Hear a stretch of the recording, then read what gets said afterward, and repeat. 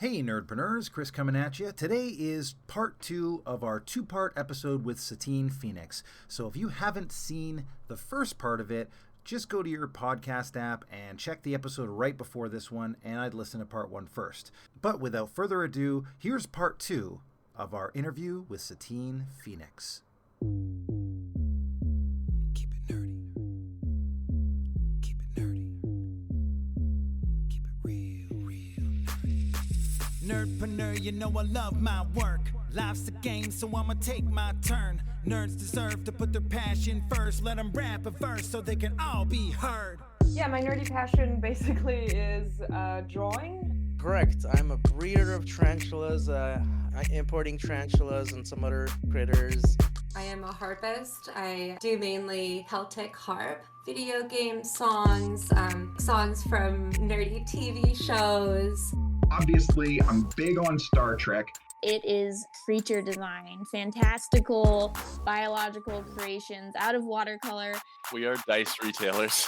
Nerdpreneur, you know I love my work. Life's a game, so I'ma take my turn. Nerds deserve to put their passion first, so let them rap a verse so they can all be heard. Gamify your life. That is what you do now. You are a transformational life coach, and I love the fact that you're using the nomenclature of nerddom in much of what you're doing for people to maximize performance. So maybe you can tell us a little bit about how you found your way into this after the cancellation and everything that happened there. How did you find your way into this new rendition of Satine? We'll call it a reinvention. The cancellation happened, but really it was a forced reinvention. Right? So this is like power of positive thinking. This is me going, okay, that happened. It is not who I am, but it was definitely a threshold to get over to level up. So when I was 8, going through all those horrible things that I went through as a kid, I found the Red Box, Dungeons and Dragons, character sheet, stories. And I was obsessed with libraries when I was a kid because I grew up right next door to a library. So my grandmother would take me there every day to play in the library. I'm talking since I was an infant, right? So I'm just like surrounded by books. I've minimized. You can kind of see behind me, I've got some books. Fantasy stories. I was reading The Hobbit and Lord of the Rings at like 8 years old. So this is like, I'm high level reading. Foundational, right? Yeah. And then I find this thing. And I had already known about like Choose Your Own Adventures because I used to hang out at the library as an 8-year-old. And so I'm just like, oh my gosh, I'm making this character. And as these negative things are happening in my life, I'm making a character. So I don't have her here with me. She's out in the other room. Vlanya. I made Vlanya when I was 12. And I made her as who I wanted to be. She had the stats I wanted. She had the costume. She had the mentality, that charisma that I wanted. Back then she was a thief mage because this is AD&D. But now she's like the cover and the main character of the campaign book that we're writing. And it's like, wow, okay, how can I take this thing that I knew was real, right? So I was in Taekwondo. I was obsessed with, my dad was in Mensa. And so I was like, well, I want to be that smart. So I was like gradually over my entire lifetime leveling myself up, raising my stats. Okay, all right, I can do this. Like I feel like a badass. I feel like I got a pretty okay charisma. I have a much higher wisdom than I ever expected that I would have. Dexterity, strength, sort of bodybuilding. And it was like, I play, what's it called? Dragon Age. I love Dragon Age. It's so cool. Mass Effect is so cool. I play all these characters in all these games.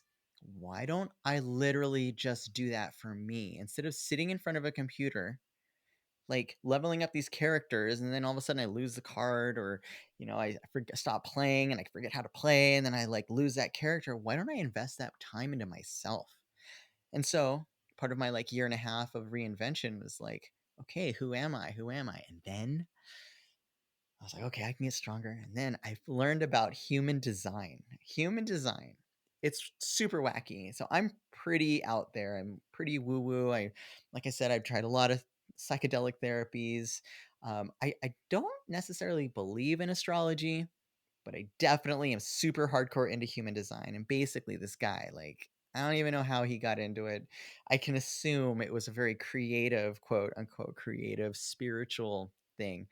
But one day he channeled something and it basically overlapped the I Ching, the chakra system, the tree of life, and quantum physics. And it put them all on top of each other. And he was able to see all of them together, right? So you're like, ooh, chakra, meditation, breathe into your chakras, whatever, your aura, blah, blah, blah. Well, what if all of it were pieces of a puzzle? And the pieces of the puzzle were to help you understand you. And by understanding yourself, you're able to not have as many obstacles as you probably have. Able to like be in your rhythm and your flow. And when I'm in my flow, anything is possible. I can breathe better, I can see better, I can think better. When I'm not, if I'm around somebody who kind of like grinds up my flow or sands it, like creates this resistance, I don't feel as smart. I feel I'm like negativity comes in. And so I was like, okay, cool. That's a really cool idea. I laid it out and I think I showed you guys earlier and I'll do it on video, but we can explain it also. So I ran Chris's. Can I show? Do you Absolutely. mind? Yeah, go ahead. This is my human design. Yeah, this is your Okay. human design chart. And so if you can see, there's like chakra system, tree of life. There's just like a lot going on in here. It breaks down planets and it's essentially says this is who you are, this is how you function. There's like 5 elements. There's generators, manifestors, projectors, and reflectors. And that's like the 5 types. And of course, I'm a life gamer. I've been gaming for 33, 34 years. So it all relates back. I'm like, oh, I can totally see how this works. There's your race, your class, and here it's your type and then your profile, who you are projecting out into the world, who you are behind the scenes, and you're like, the thread of your life. And then there's different parts of your body. Like in Dungeons and Dragons, there's strength, dexterity, charisma, wisdom, intelligence, something else. Constitution. Constitution. Yeah. And so I'm like, oh, cool. Well, then, in the chakra system, there's like head, heart, throat chakras and all that. This actually has that.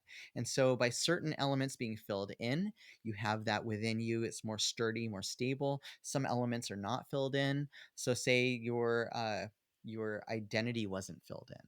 That means that it's harder for you to kind of like not play tug of war with people, and you might actually start identifying with other people more. Or maybe your root system is not filled in, so it's defined and undefined. And so I'm going through this, I'm making mine, and I'm like, this is weird. It's like telling me how, like, if I eat a certain way, then I will be more in flow. It tells me if I live in a certain way, I'll be more in flow. And I was like, how does it know that I'm actually a cave person who nibbles all through the day? How does it know that?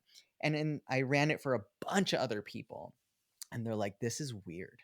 It's actually really weird. And it goes even further and further. There's like 64 gates from the I Ching, and it like correlates into contemplations. I'm like, okay, cool. There's apps so you like can learn it very slowly, but really I can now see my character sheet. How cool is that? How hard has it been my whole life thinking I've got all this energy and it's hard for people? I'm a manifesting generator. It is hard for people. I am so abundant of life and energy, and then I can work for like 3 months straight, no sleep. I can just like do this stuff and I can like fulfill projects. It is the craziest thing. And so I like presented it to someone else, showed them theirs, and they're like, wow, I work best when I eat when it's light out. That's weird, right? Super strange. Like, who would even think about that? I work best when I eat in public in like a marketplace or in like a mall or whatever. And it's like, that's a thing. That's an option. So, human design, character sheet of who you are. Then there's oh my God. Of course, I'm embarrassing myself. I cannot like being able to remember this other part. Oh, the gene keys. So there's the who you are, human design character sheet, and then there's the gene keys. And it's like these are a series of contemplations that you do them in a certain order. And it's literally like how to function. And it's the game system of life. And it's all about self-reflection, right? And all of this is to say that we are these beings, and we all have our own character sheets, and the character sheets teach us how to relate to ourselves and other people.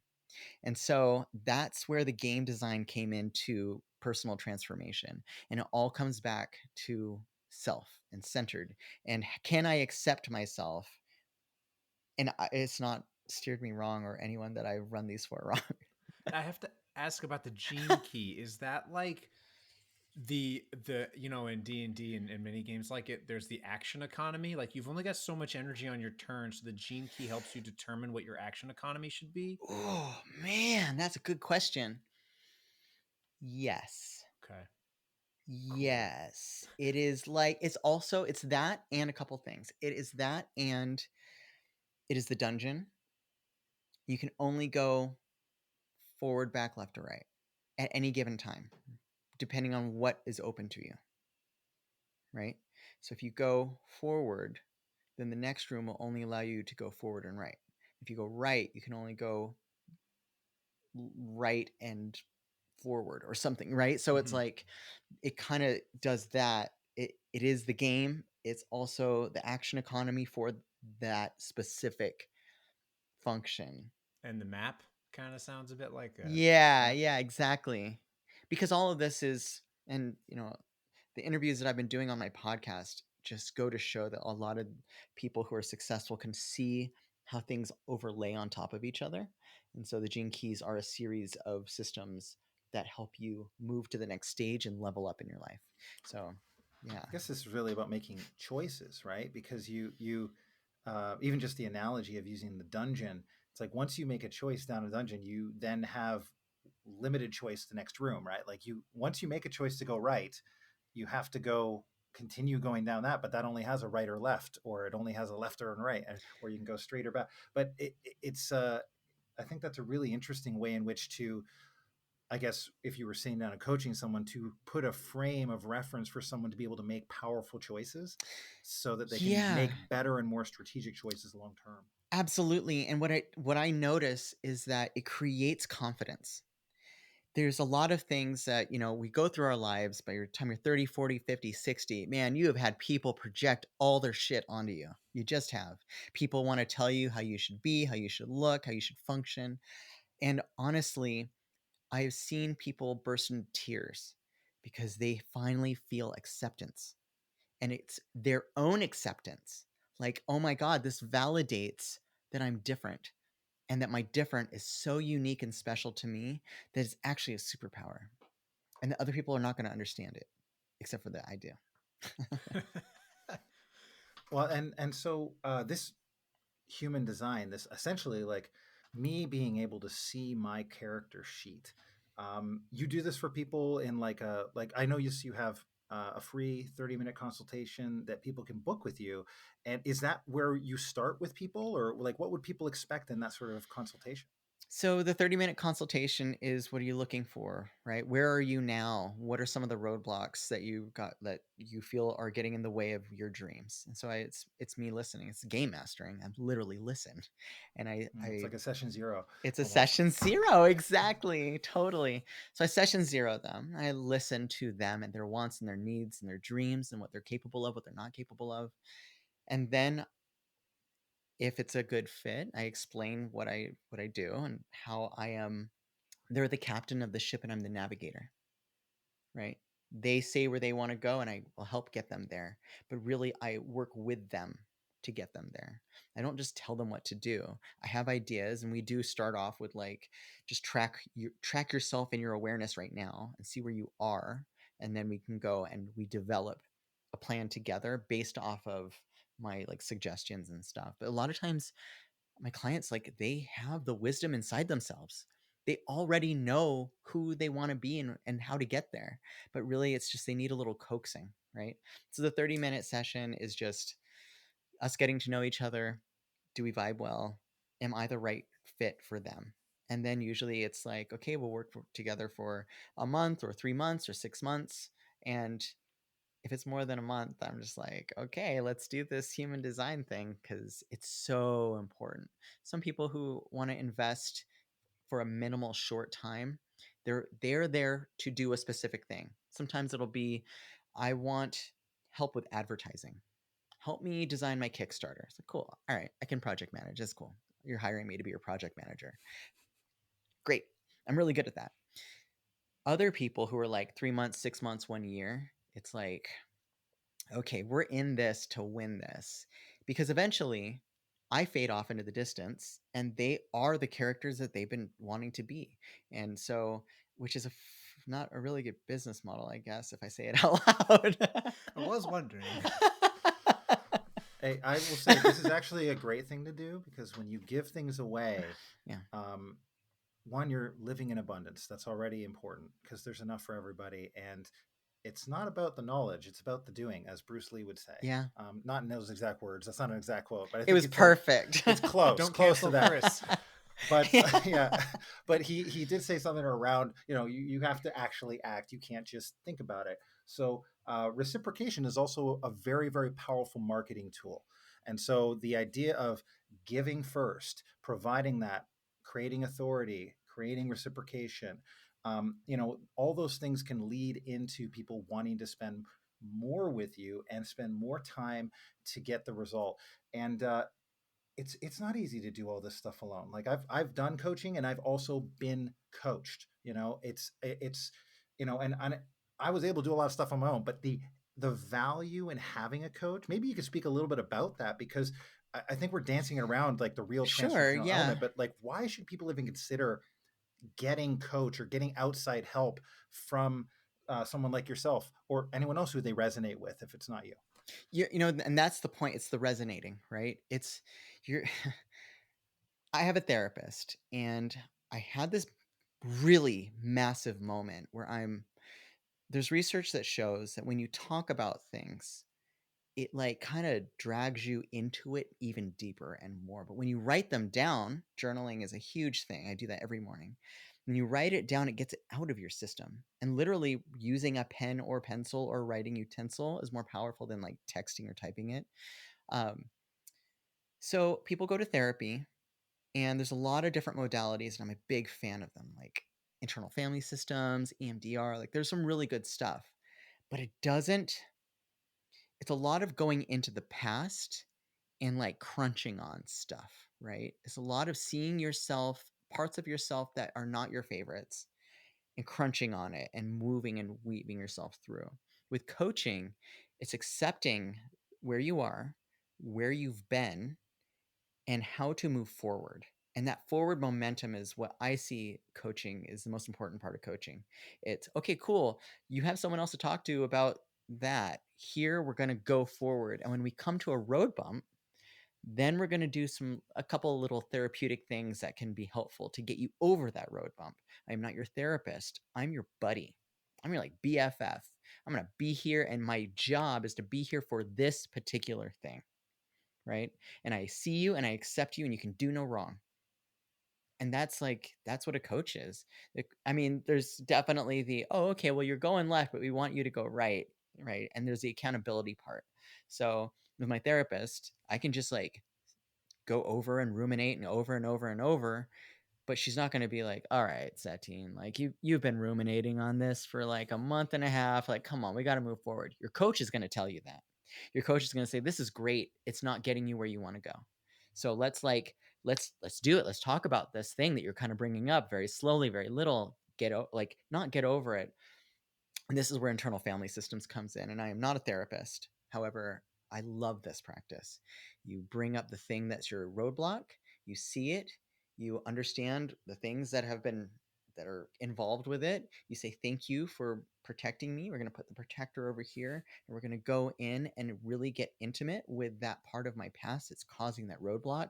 All acceptance. Nothing gets kicked out. Nothing gets shamed. Nothing gets buried. It's all about awareness. And by being able to like love and bring that attention to your shadow or your past or whatever, and say, hey, protector who is protecting that small part of me, who like barks and curses at people, what do you want to do now? Like, I don't know, I want to like sing. Cool, why don't you sing instead of like being this negative part of me? We'll take that energy and we're going to transform it into something else. And now you've got no roadblock. In fact, you have allies. And these are the allies within you who you've been training your entire life to help you. And they really want to help you. And now you can have them help you in a very beneficial way instead of a holding you down kind of way. Mm-hmm. And there's so much to value in having someone who's in your corner for you. And in the times that I've been coached effectively, it's lots of different things. Sometimes it is figuring out where your barriers are and unlocking them and going deep with therapist like stuff. And sometimes it's just like, I need a cheerleader for like 5 minutes just to give me a little Yes. boost because today was a little hard, or I need something like the value in just having someone in your corner that is able to uh, be the thing that you're probably not getting from the other people in your life, and you don't, and You probably shouldn't. shouldn't be putting it on them.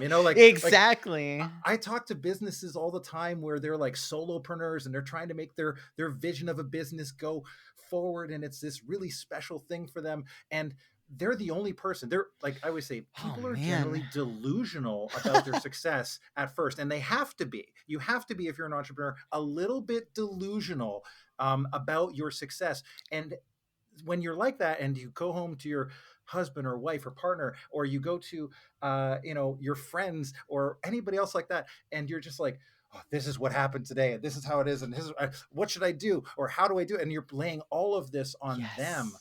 All of a sudden you're taking that energy that is bad, and you're putting it on your relationship, which is Oh, not going to cause it to be better. It's only going to cause more stress and more problems. And you think it's hard running a business, try running a business while you're also going through a divorce. Like, it's actually way harder. yeah, so totally. and I've seen that kind of stuff in the business that I work in day to day, and we do a lot of coaching and stuff. And one of the biggest reasons I think people should consider being in the right communities and being around coaches or people like that is you're offlaying all that pressure and that stress that you might be putting on other people, and you're putting it into a dedicated space where they're professionally able to handle it and help you Mm. through it and give you what you need, not what you want, what you really need in those moments. And so that's my little plug for getting coaching and Yeah, giving totally. yourself a shot, you know? Yeah, because like people come to me and they're in a low point in their life, or they're on their way up, but they want to like really get it right this time and like laser focus.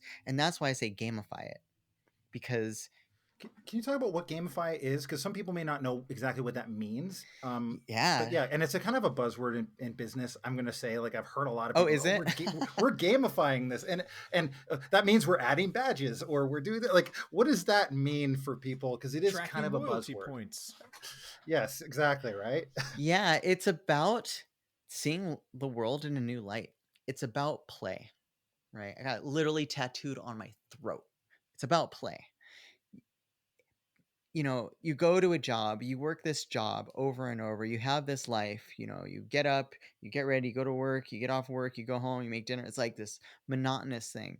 Well, what if you could see life as a fun thing? Something that literally changes every 5 years because your body cannot sustain the same thing for more than 5 or 7 years because you change and you evolve and you level up. And so your to gamify your life is to see yourself and your life as this fun, playful, long experience.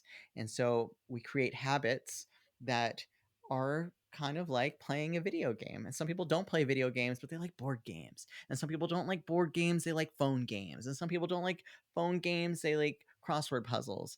It's all about that thing that gets you to keep doing the thing. And that's the baseline. How can you get yourself to do the thing that you need to do? And when you gamify it, you're not just like saying, I want to be this character that's level 20. You're saying, I want to be that character. I want to know the path to get there. And I want to know what the system is to get there. What do I need to play in order to do that? Because not all games are the same. I don't like horror films. I don't like horror games. I like weird random puzzle games sometimes. Other times I like social encounters, and I want that for a really long time. But then I also want to change it. And so I want to actually play different games throughout my life. So that's gamifying it. I feel like one of the first things you told us makes absolute sense about how you kind of mapped out where you are now, and the steps. You've just talked about it a bit, but mapping out the steps of, at this age I'm going to be here, at this age I'm going to be there. And that's the kind of person I would want in a coach, is someone who's like, Oh. yeah, I've mapped it out before. yeah, I know how this works. I know that when I make this goal, I also have to acknowledge that that goal may not be the goal when I get there. Yes, exactly. You nailed it. Because, like, the grass is always greener. And then you get there and you're like, oh my God, I'm not even on the same planet. There's no grass here. There's actually no No. grass. It's all cement. Yeah, yeah. Well, I always say like the grass is greener wherever you water it, and it's Mm. actually important to remember that we take care of our own lawns. So it's part of it might be hiring a professional gardener who can show you how to do that. Oh, that's such That's a your good coaching. one. I love So I it. like that. so uh, let me maybe before I know we're running lower on time, but I wanted to get to random rolls in a second. But I just wanted to ask one more thing, which I think will be great also for you. Is could you maybe tell us a little bit about who is the right kind of candidate for your style of Mhm. coaching, and what is your ideal client, and what they might look like, so people might hear this and think, "Oh, that's me." Absolutely. I want to say I am so invigorated right now. I love this conversation. You guys are really fun to talk to, and you're so insightful. And it's just like, I just am having such a good time. I really hope to meet you guys in person and like go out for coffee or play games or something. Heck yeah, you too. Thank you. Let's do Yeah, it. yeah. Absolutely. This has been a blast to do Yeah. this. Yeah, yeah. The perfect candidate. So there's people who know business, they understand business, but it's hard for them to relate it to their life, right? They can go to work, they can make a lot of money, they can manage people, but they don't know how to make that functional in their human lives, right? And so that's like, okay, I can speak that language to that person, I can turn it and like that. Then there's people who are like at a very low point in their life and they just want joy. One gentleman was like, I want some of your joy. I was like, I got you. We're gonna have so much joy. And he said, like, this is what I'm looking for. These are my difficulties. And I'm like, cool. That's awesome. Like, I got you. We can do it. And then we'll like, many goals. So we'll probably work together for a long time. And so it's like people want to form good habits. People want to like they have a goal. They want to get there. Some people, they're just like, help me with my business. I don't understand marketing. I don't understand, Kickstarter. I don't understand how to put all these elements together. And so I also do that. And it's always about showing them themselves, right? So people who want joy, people who want to integrate business into their life, people who want to play, and like, I guess that's where the joy part is. It's not even just like, I want joy. It's like, where do you get yours and how can I get mine? Right. And that's where the human design comes in. It's like, I know literally where yours is. I can tell you, and then we can we can actually level that up. I So, also hear yeah. that you are this is coming from such an interesting place for you, I think, from the photo of your life that we are sharing right now, that I'm seeing, is joy. You are manifesting, you are fostering joy, and you're wanting to bring this. I mean, you said it in the beginning. The thing that you knew from a young age that you wanted to do was to help people, and you wanted to find all the different ways you could do it. And that was your common thread through your tapestry, was I want to help Yeah. people. Yeah. And it's so cool that not only are you just, yeah, I'm here, I'm going to be a coach, I'm going to help people, but it's also like, I think you even said this earlier, helping people, and how that helps me, how that helps the individual that does the helping. Yeah, I mean, it's play, right? They're finding that play is more healing, like, than almost anything else. They're finding that um, you can overcome obstacles when you're with other people. To separate a person from the world is so detrimental. But just like, yeah, heal through play. And maybe play is just awesome banter. Maybe that's it. Maybe play is being a cheerleader. Maybe that's it. Maybe I am a game master and I can't help but like, find people to life with, to life, not live, but life with, and to human with, you know. Um, Dungeons and Dragons is one game. Right.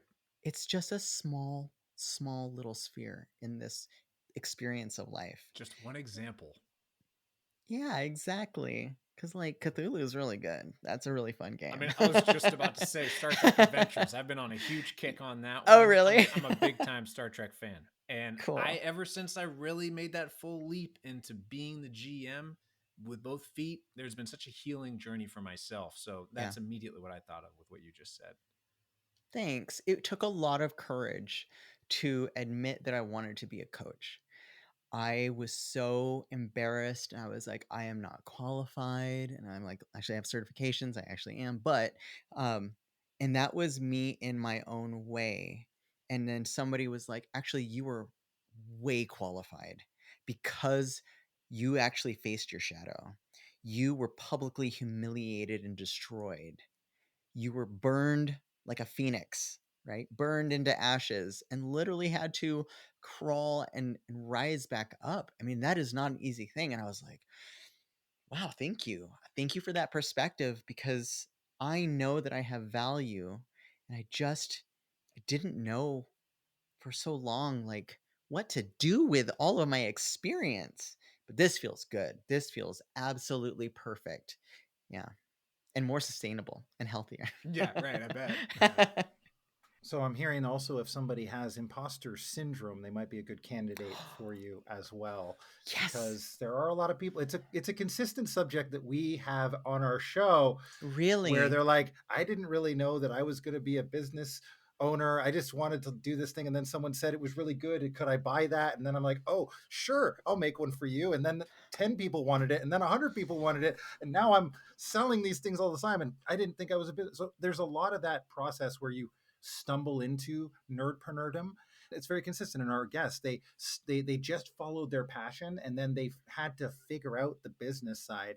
And if we can help people streamline that in some capacity by them listening to this or checking out our Patreon or signing up for coaching with you or doing any of these kind of things, I think that's really one of our main objectives here, is to help people streamline that imposter syndrome of like, am I a business person? Can I be yes, you absolutely can be, and you're allowed to screw it up for a little while and get to that point where you're successful. Here's the thing. That comment I said where I don't know if I could do, that was the only time in my life that I ever had a semblance of imposter syndrome.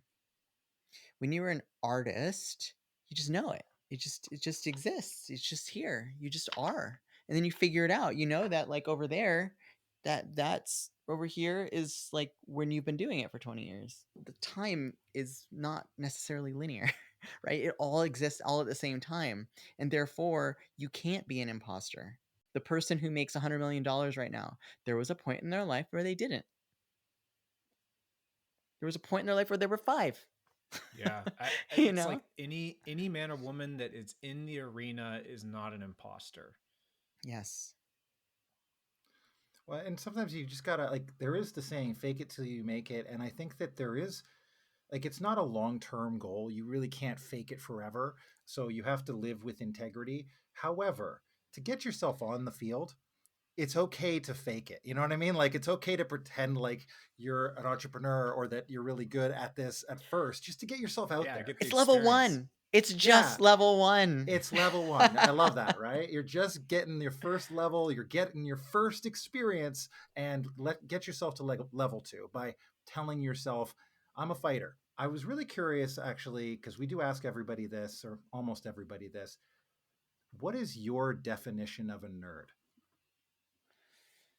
Oh, I feel like it's changed over time. Because I identified with being a nerd as like a tabletop gamer as a nerd.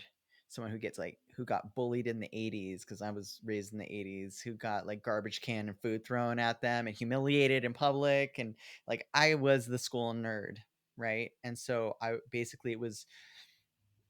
nerd was the person that everyone would ridicule. And yeah, man, oh wow, that's a flood of memories. Yeah, just a horrible experience. And then Revenge of the Nerds came out, and then being a nerd was cool. But even that wasn't like what we know. And so I think I did this podcast called Game School a while ago, and we were negotiating what's the difference between geek and nerd. And then it was if you're into entertainment and games and comic books, then you're a geek. That's a geek.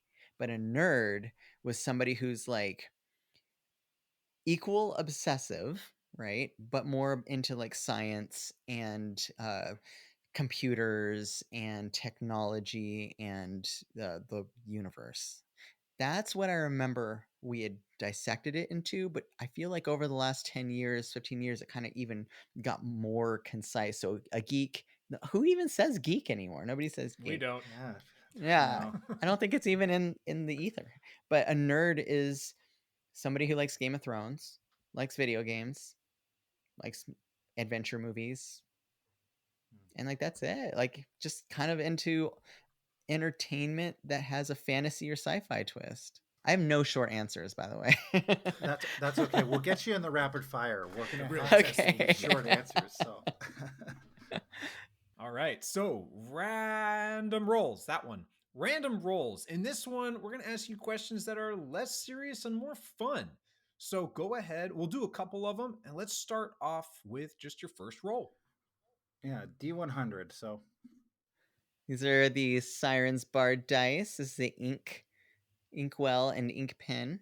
All right, how here does we that go. even roll? I don't understand. It goes sideways. You roll it Oh, sideways. crazy. It stops. All right, cool. Chris, It stops eventually. Chris, I'll send you some links. I'll get you out there. Perfect. All right, 20. Okay, that one has to go. So 29. 29. If you were to have a dinosaur as a pet, which one would be your favorite? A raptor. Immediate answer. Why? Yeah, why? Why a raptor? Because they're cute. They go like this. How big though? How big is cute? Yeah. When does a raptor no longer become cute? Oh, it's got to be like a baby. Like the little tiny. And then I would have to raise it so it wouldn't kill me. So Ark Survival Evolved style. Did you ever play Ark? No. Okay. All right. You breed dinosaurs. I've seen it though. Yeah. Yeah. Okay. Oh, really? Yeah. Yeah. Okay. Cool. Yeah. So baby dinosaur. Baby raptor.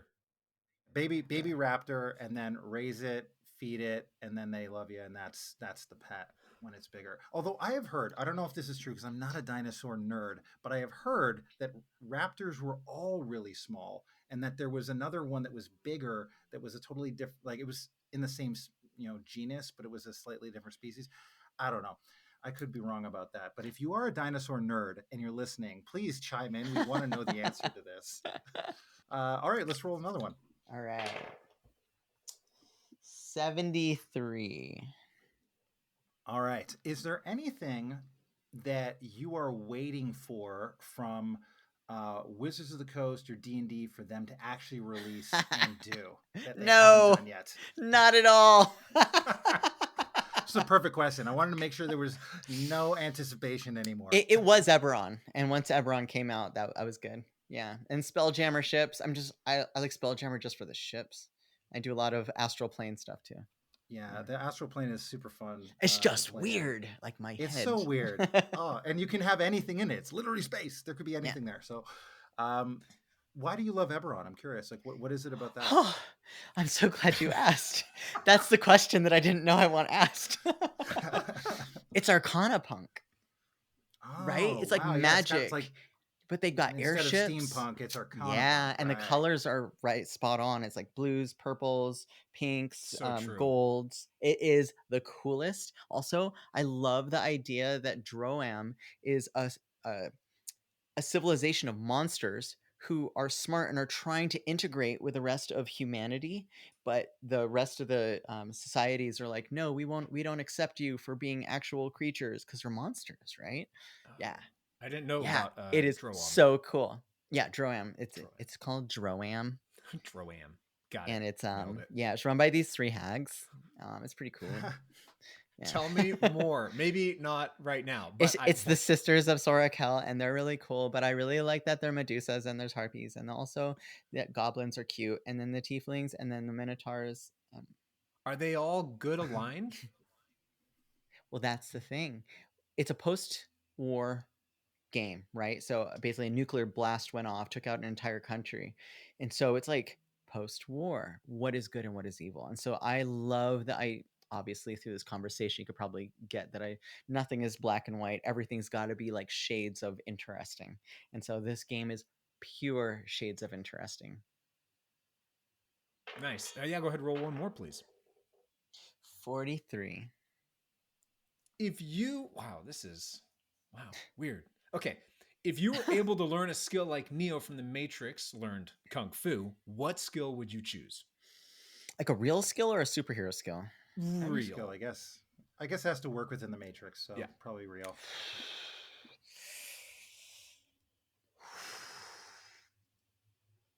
Oh man. Okay, so I would learn this skill of using all my senses. And that is to say, I would want to be hypersensitive and aware. I do a lot of meditation, but also like energy, that's real. Toroidal fields are real. And so I would want to like have heightened sense of like sound, sight, energy. And then because what happens is since we are all the same and we are all, energy, the same energy, you can actually like feel. If you can work it good enough, you can get the skill of being able to like read people and feel people around you, but like at a distance. It's really cool. Magicians do this really well, like stage magicians. I used to play with one as a friend. We would just like nerd out, and we would do this energy thing where we'd put our hands up and we'd walk backwards until we stopped feeling each other. And it got to a point where we were on like opposite sides of the room. So heightened senses, and that is a human skill. Mm-hmm. Well, we used to do contact improv type stuff in theater school, and it's like there's sort of a general vibe of that. And you would go with, like, theater school is all about that energy stuff too, because you would go at, well, you would do that, and then they would also say, okay, now bring your level to 1, give it to 8, and then get to 10, and you would feel the difference in like not changing your actions, just consciously changing your level of energy, and how that impacts your presence on stage or when you're in front of people. So there is something there. And I think if you had a heightened version of being able to sense that, you could probably feel through walls. Yeah, of course I So say that cool, and like 500 things just pop into my mind, but I'm going to stick with that one. Cool. That's awesome. Let's do one more random roll. Okay. This is great. 96. So here's an interesting one. Name one person that you would like to interview for 60 minutes. Oh, God. We did it, Chris. We broke her. Yeah, you broke me. Because it comes down, I've been like, they should be alive. They should be alive. I mean, we've never really discussed it. It's the first time this question has come up, so no pressure. But it would okay. Be. But I know. I don't know, Frank. Should we do alive and dead, or anyone alive? Because I feel like if we do alive, maybe we can be able to get it to happen. I'm gonna get this name right. I'd go with alive. Yeah, anyone alive. Let's stay with that. But if you have a good dead answer, I'm open to hearing it too. Let's see. The biggest thing that has helped me in my life has been internal family systems therapy. I explained to you a little bit, and his name is Richard Schwartz. I would love to figure this out. So he was a family therapist, and then by doing family therapy, he created this like 35 years ago, 40 years ago. And by doing family therapy, he realized that we have this entire, like this interiority that is like not fractured, but like pieced together as like an internal family system, and we relate to ourselves. I want to interview him so bad because I mean, that is kind of a massive groundbreaking thing to figure out, right? And I know he's got more nuggets inside of his head. I just know it. I get that. Yeah, if Joseph Campbell was still around, he'd be my answer. Oh, it's a good one. Yeah, I mean, yeah. You've read. From when I read your about, it sounded like you have read a bunch of his stuff. And I have a book that I wrote called The Action Heroine's Journey. The last copies are right here. Yes, and it's all based off of. I'm a huge fan. I have his stuff, Power of Myth and Symbol, on VHS still. Yeah, I'm super amazing. Trying to get my hands on something to see it, but the idea of just like the nuggets, every paragraph is a run-on sentence, but it is such a solid idea on its own, and it's like, what else does he have in that noggin? Like, what else has he not written? You're so right about the run-on sentence, It's though. brutal. We actually did an episode talking about Joseph Campbell and just one nugget. And Yeah. and the excerpt I read, I was waiting for the period, and I realized it wasn't ever going to happen. I do seminars on storytelling, and I do it for businesses and teams, and I also help people for making adventures. But it's like a 90-minute seminar, and it's just a love letter to Joseph Campbell. I'll email you about that later. Yeah, we'll let you know when our episode may or may not be out, people, if you're listening, so go find it. It's we're not quite sure where that one's dropping, but it's a really good episode. Ooh, so exciting. Yeah. All right, well, that's random rolls. Let's go on over to rapid fire. So in rapid fire, these are quick and silly, more than where we've already been. So I'm going to start off with a classic of mine: Star Trek or Star Wars? Yes. Yes is an acceptable answer, even though Star Trek is bad. It is. I'm not hiding anything on that one. All right. What about DC or Marvel? Marvel. Okay. Didn't give me enough time, Chris, to pick another one. Best Spider-Man actor. The last one. The Tom Holland. That's him. Yeah. Predator or Aliens? Predator. Favorite munchie. What's a munchie? Snack food. Steak. Nice. That's actually my favorite too. That's not what I would have thought for being a snack or a munchie. But I'm a biohacker. Yeah, that's right. Break the mold. Love it. Grass-fed beef all day. All right, it's the best. How about this? Best Weird Al parody. Oh, I'm bad. I'm a bit bad. Bad. But yeah. I'm bad I'm fat. I'm fat. That one, yes. Yeah, because it came out when I was a kid, so I memorized it. Of course, that one's great. And I love food, so. He's so funny. The video was so funny too. It's so good. Zombie apocalypse weapon of choice. Okay. I was really hoping somebody somewhere at some time would ask me this. Yes. It's not necessarily a weapon, but it's my solution to the zombie apocalypse. It's called Kango boots, and I'm the only one that owns these as far as I know, because they came out, they look like rollerblades, but they've got these like bungee things on the bottom. And so in Santa Monica, I used to train in them, and you could run on difficult terrain, but you could leap like 5-10 feet in the air. It is incredible. I've worn them at Burning Man. Like, they're great, but also so nerdy. Oh, I cannot wear them in public without getting laughed at. But yeah, that's my super secret zombie apocalypse thing. To get to those places that they can't reach. And can you with them, can you leap over like 6 feet high people? No, I haven't tried that. Okay. But if you need to run away from zombies, you jump as high as you need to jump, obviously. Right. I mean, we all know their arms can't go above here, like above their shoulders. Oh yeah. We all know that. And even if they did, like, well, their arms they don't really use fingers. Like, it doesn't seem like they're that great at. They're all jaw. Yeah, it's all jaw. Exactly. There's one thing that moves: their feet and their hands. Okay? How many cats is too many cats? 10. 10. I'd say 10. That's a lot of cats. So 9, you're still in. All right. Well, it depends on the size of the house, right? My best friend, he lives in this huge loft in the brewery, and it's a big loft. I think at one point, maybe I shouldn't be saying this publicly, it was like 7. He had like 7 cats, but it was so big that like you didn't see them all except when it was feeding time. And you're like, ah. I'd be startled. I would definitely be startled. Yeah, feeding a lot of cats is an experience. It's they go a little crazy. Speaking of cats, what Hogwarts house are you in? Cats. Oh, Exactly. I am. Knew it. I mean, I would tell you that I am Gryffindor. Yes. Yes, I too am in Ravenclaw. I feel like there's like an extra to that, but no. Yes. So, Lord of the Rings, the books or the movies?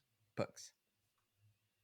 Yeah, I kind of saw that one coming a mile away. Yeah. I like books a lot. Who is more evil, Dolores Umbridge or Voldemort? I mean Voldemort. Okay.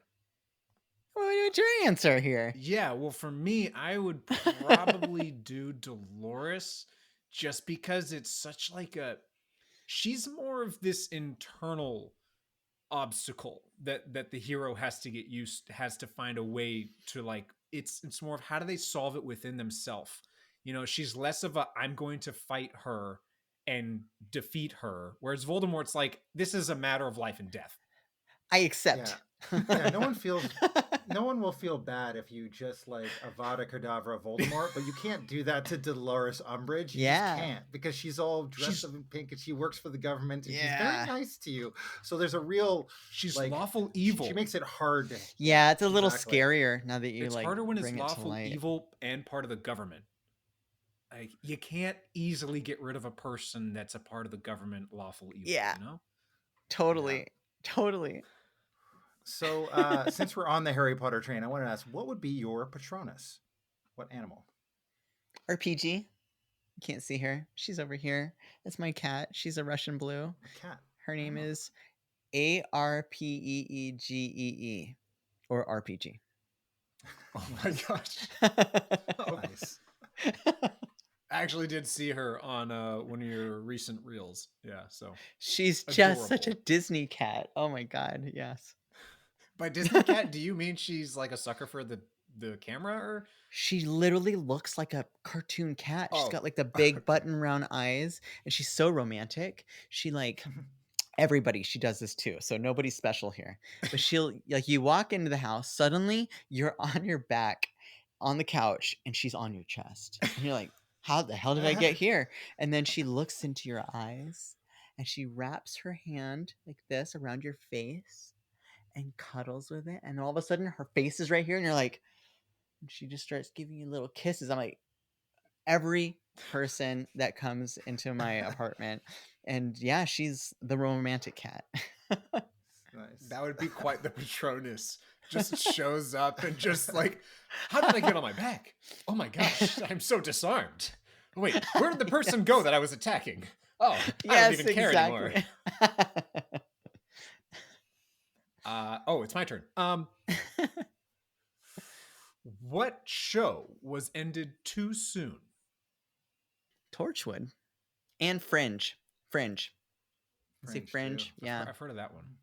It's a really good one. A lot of the episodes. This is another nerddom thing of mine. All of the episodes had like scientists from MIT and Harvard as like fact checkers, because it's like the supernatural and like science and aliens and stuff. It's really cool. Oh yes, aliens. That was the thing I needed. Yes, I have. Yeah. Was there also, so that actually we have this question on here, so I was gonna ask, do you believe in aliens? I think so. I mean, I don't not believe in aliens. That's an interesting way to say it. Yeah, It's like, I don't know what the answer was. Yeah, if you consider the infinity of the universe, it's hard to not believe in them in some capacity. But I have not been introduced personally in this current timeline. As far as you know. As far as I know. I mean, there's like, I went to a Starseed festival. Like people have had experiences. I've spoken with people who've had very interesting experiences, and I would never discount them and their experience. Like you can't fake some of this stuff. And at the same time, I've never had an experience, so I don't know. Yeah, it's tough. There's so many people that talk about it, and there's so many people. Like, it's hard to, when there's that much experience out there for people to share, for it to not have some semblance of it being evidence, but it is all anecdotal. It is all circumstantial. And so there's no like hard line evidence in the same way, but there's a lot there.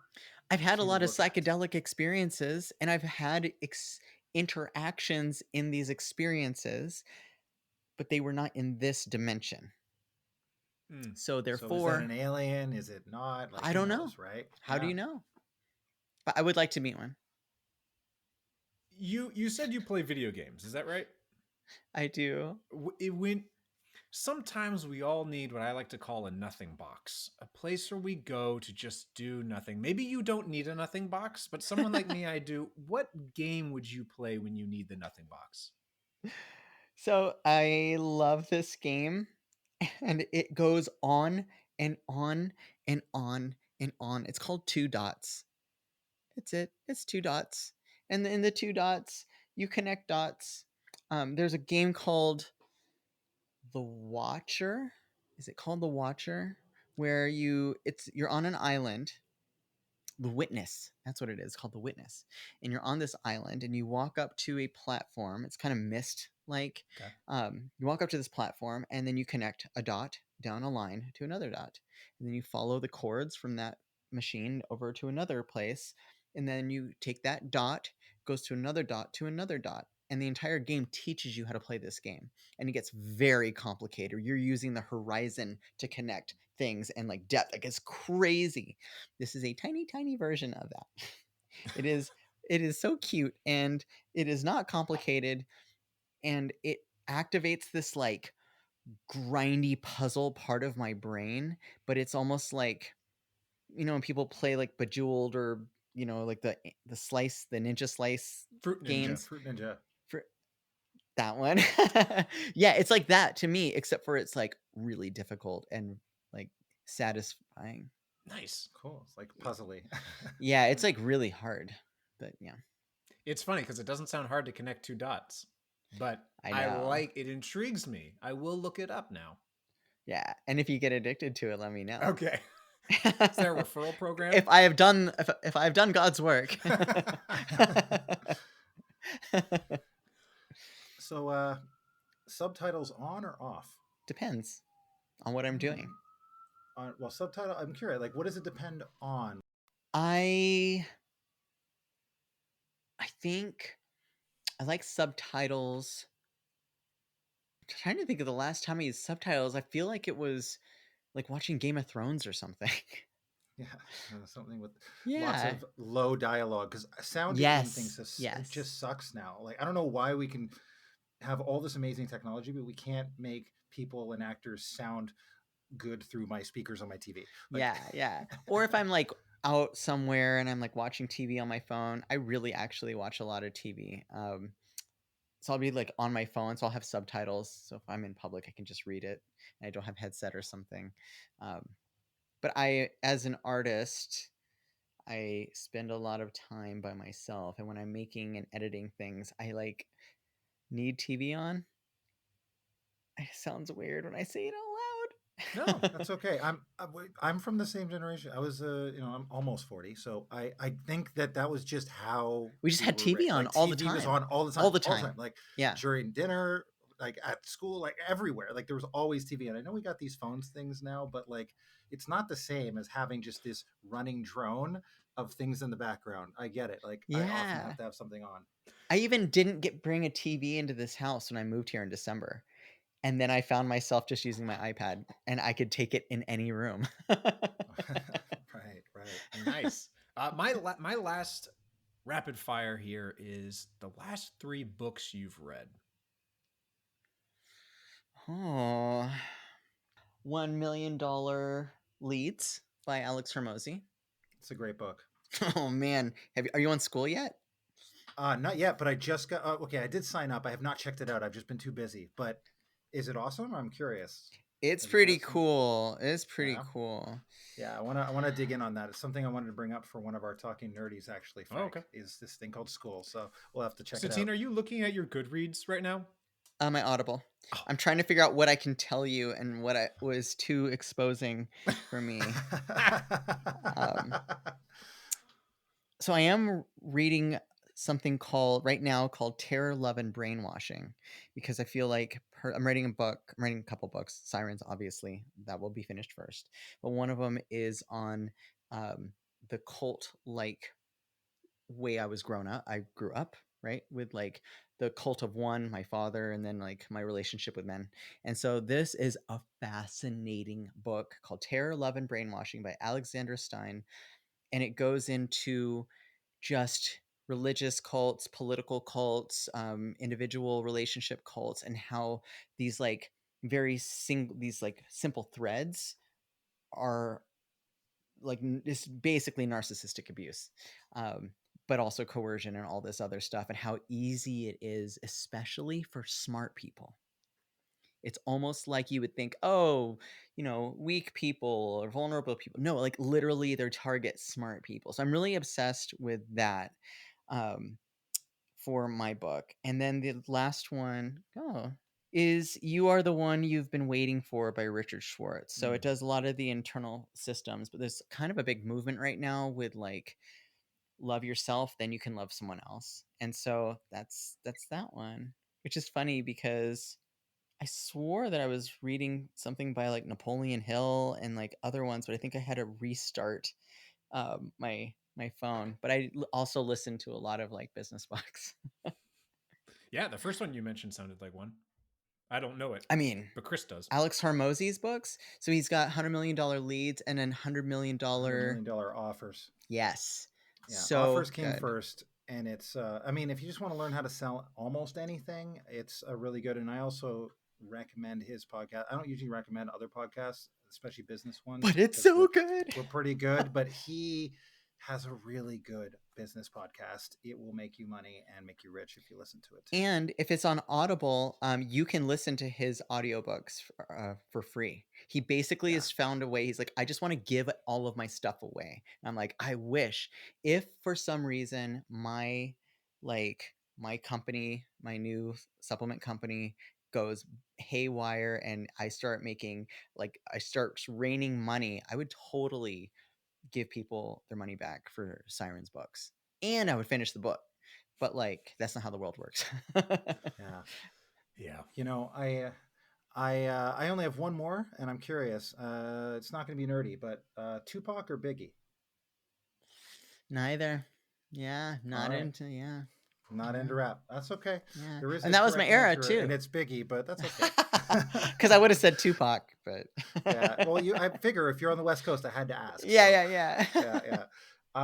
Well, we covered a lot of ground in our time here, Satine. I thank you so much for being generous with your time and being willing to take this time with us. I know our listeners are going to love it, and we had a great time talking with you. I gotta say, like, I know you have more that you could give around like the biohacking and like you're into like fitness and health and like all these other things that we didn't even really get a chance to talk about. So, I mean, if there's a time in the future that we can dive into even just some of the stuff, on health and wellness and like, and the physical fitness side of thing, I know you've got a lot there that you can probably help with too. I'd love to have you back on sometime. Boosting mitochondria, elongating your telomeres, peptides, weight loss. Oh man, an entire 2 hours. I know we just didn't get a chance to get into that, but if you're open to it, we'd love to have you back sometime for another season and when we can chat about it. But for now, how can people find you, get coaching from you, and just get more from Satine Phoenix? Absolutely. So you can go to @Satine Phoenix on all the social medias. My podcast is called Feel Younger, Think Wiser. It's for people who are over 40 or approaching 40 who want to figure out how to live for the next 60 years. And so you can get coaching from satinephoenix.com. I can also run you a human design chart. I don't know. I feel so like mwahaha when I do it. And also we've got a supplement coming out. It's called Lion's Mane Supplements. We just got these. You guys like business. So I'm literally setting up the Amazon storefront right now. And you guys are the first ones to see this. Ooh, that's awesome. Lion's Mane is awesome. I eat that regularly. So cool. This one's 10 different ones. We've got Lion's Mane, cordyceps, shiitake, shaga, maitake, reishi, turkey tail, and then a bunch of others. And so, this is like, you want your brain to function like really high neurogenesis. Yeah. So that's Lion's Mane supplements. Is there anything else that you would like that we brought up or haven't brought up that you would like to share? Go to my website, satinephoenix.com, and download for free the Healthy Habit Hero journal. It's 5 weeks, and almost all it does is like the first 2 or 3 weeks is just seeing yourself. That's it. and not telling you what to do. It's just you recording who you are in this moment. And I think that that is so powerful and important. And just like, know you, don't try to be you from the past. Be you right now. Do your best right now. And even if it's not your best, at least be okay with that, because that's okay.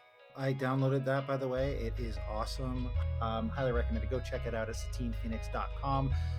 Thank you so much for coming in and chatting with us today. We appreciate it a lot. And as always, everybody, Keep it nerdy.